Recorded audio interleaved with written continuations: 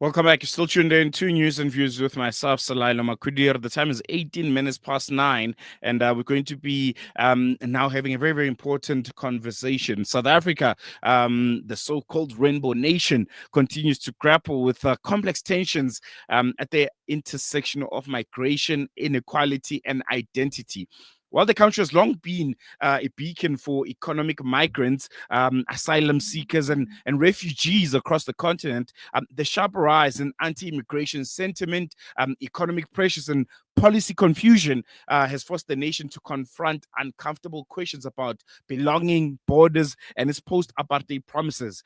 With an estimated about 2 million undocumented migrants, growing resentment in economically distressed communities, and increasing episodes of xenophobic violence and abuse, migration is no longer a fringe issue.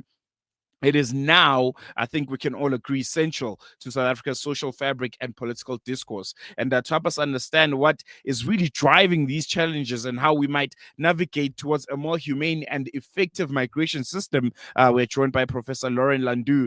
He's a senior researcher at the African Center for Migration and Society at Wits University. And we know that institution, one of the country's leading, when it comes to migration, displacement, and urban governance. Prof, thank you so much for joining us. Welcome to Salam Media.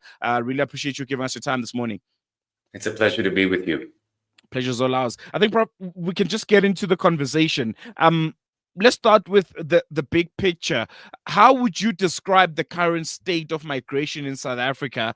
What are the key trends and pressures we should be paying attention to? Well, I think what we've seen in terms of migration is a continuation of actually decades, if not centuries, of people moving in and out of South Africa. It's the wealthiest country in the region.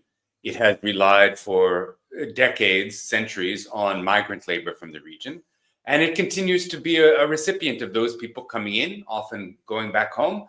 But the real migration story is actually about South Africans who, over the last 2 decades, have really moved to cities and swollen the numbers of cities across the country. So this, I think, if we're interested in where people are moving, we have continuation of people from the region, but really huge numbers of people moving within the country. There's a lot of public anger which has been boiling, I think, for a very, very long time. That is directed at immigrants. But I think, if you recall the 2008 xenophobic attacks, I think at this point it is bubbling to probably the same, if not worse, kind of situation. How much of this anger is driven by economic anxiety? We know the story of unemployment in South Africa and who it is affecting, versus political scapegoating. We've seen in this, especially in this recent elections, how the issue of migrants and the sentiment around foreigners has been used to canvass for votes.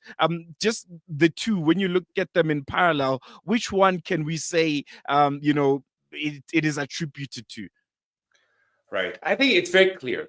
If South Africans were happy with where they were economically, if the cities were being well planned, if people were safe on the streets, if people felt that they had a future, that if they worked hard, they had got their children educated, that they would do well, we wouldn't be seeing the kind of anti-immigrant sentiments that we're seeing. That said, it's not everybody who is anti-immigrant. It is something that is being led by politicians, by people, but it's not something that's only coming from above. What we've seen, if we go back to 2008 or before, this was something that was being used on the streets as gangsters, as local leaders were trying to gain support. That's something that's moved from those streets into mainstream politics. As you say, it is now at the heart of politics. We have parties in parliament who basically have one issue: to get rid of immigrants in the country. And so it's not about economic conditions, but as economic conditions have worsened, politicians are looking for ways of mobilizing a population when they have nothing left to offer them. Mm, mm. Let's talk about the government of the day and how they've reacted to this. Plus minus 2 million illegal, undocumented, migrants in the country. Looking at how our country has managed it or the failure to, how would you analyze that? And looking at other countries across the world who probably have a similar, situation as South Africa, which one of those would you draw parallels to what we are currently experiencing here in the country?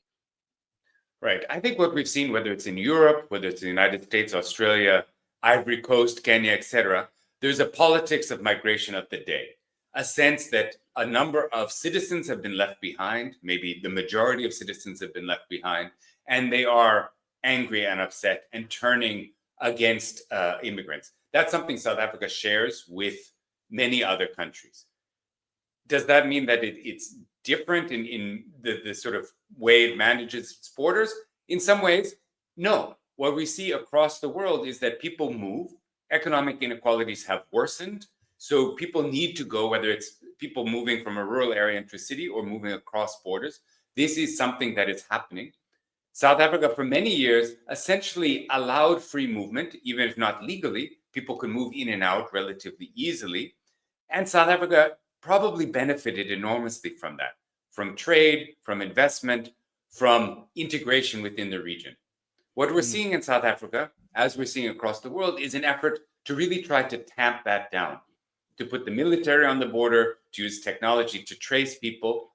And the result is not that people will move less, it's that we'll see more criminality at the border. We will see more people getting abused. We've just seen cases of sort of trafficking because people need to use smugglers to come in. I don't think South Africa is in a position where it's going to stop migration from the region. What we can do is think of ways in which we can use that movement to help fuel the development of the country rather than to drive these people underground. Mm, mm. I want to touch to that point that you just made about, South Africa not even, going to be able to stop the migration, the flow of people, into the country and out of the country, especially those that are coming from the SADC region. My follow question to that would be, um, how do we now, as South Africa, or maybe as the government, balance a national interest with regional responsibility, especially given that, as you mentioned, South Africa is part of SADC and has obligations under various international agreements and is essentially a powerhouse of the continent and particularly of the region where naturally you'll have people from all walks of life, from all countries coming in looking for proverbial greener pastures. Right. I think we often see this false sort of dichotomy between can we allow immigrants into the country or can we provide jobs for South Africans? For one, it's very clear that immigrants are not the reason South Africans don't have jobs.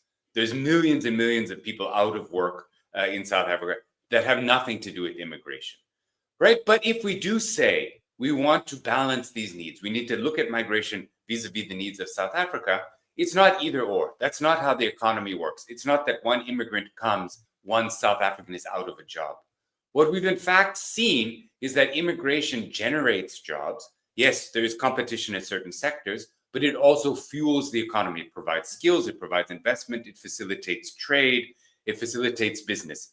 Immigrant trade in Johannesburg is worth about $1 billion a year of immigrants importing things from China, et cetera, passing it through, paying taxes, paying services. That's an enormous economic boon to South Africans.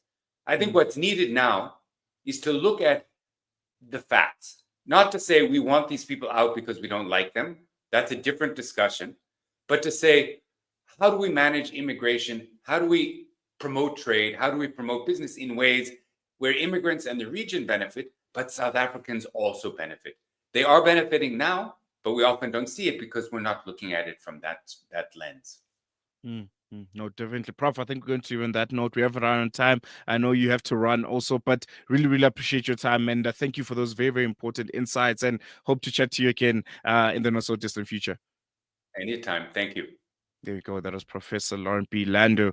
Yeah, I think bringing it down for us, the issue of immigration here in South Africa. We asked the question: are authorities failing to curb the undocumented migration influx, and is it fair, ultimately, to say, well, everything that's going wrong in South Africa, whether it's the the depletation and just the breaking down of our CBDs, high rates of unemployment and crime, is it fair for us to attribute all of those to migrants here in South Africa? Or they're being used as a scapegoat. I think this is a point that Abdul Chabalala is pointing out here on YouTube. Thank you so much, Abdullah, for staying with us.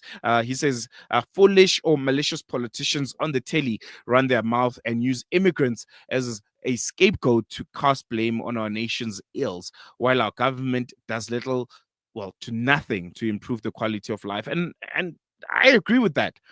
I believe as much as illegal undocumented migration has its own has its own implications, because while you can't track people, people commit crime, you can't track their fingerprints, you can't document them in any way. That's one.